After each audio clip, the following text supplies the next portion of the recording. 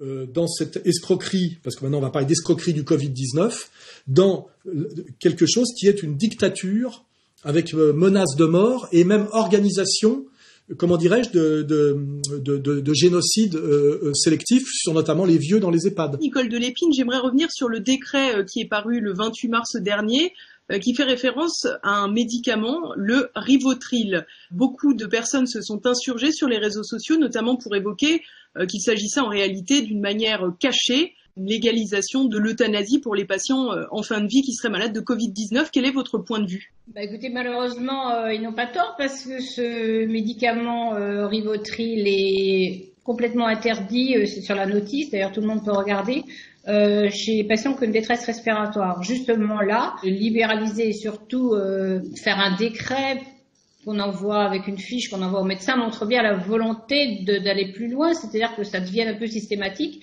On autorise de leur filer des produits pour qu'ils souffrent pas puisqu'ils sont en fin de vie, qui les aident à crever, hein, et on fait même signer des dérogations, je crois, à ces vieux pour que de non-acharnement thérapeutique, c'est-à-dire en gros, vous allez être malade, vous signez un papier comme quoi on va vous laisser mourir gentiment en vous donnant d'ailleurs de l'antidouleur.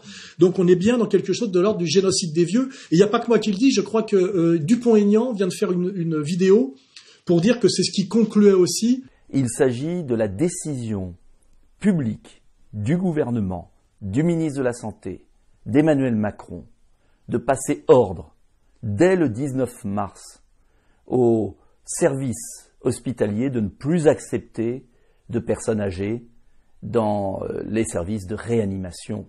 La conséquence, c'est que au 21 mars, par exemple pour l'assistance publique de Paris, il y avait dans les services de réanimation 19% de plus de 75 ans et 9% de plus de 80 ans.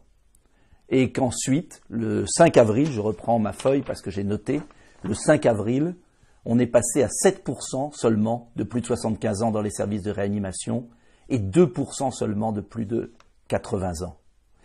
Ce qui s'est passé aussi, c'est que très vite, la moitié des décès en France a été des plus de 80 ans. Cela veut dire qu'on a laissé mourir nos aînés dans les EHPAD par une décision venue d'en haut. Il y aura des comptes à rendre, je pense, après.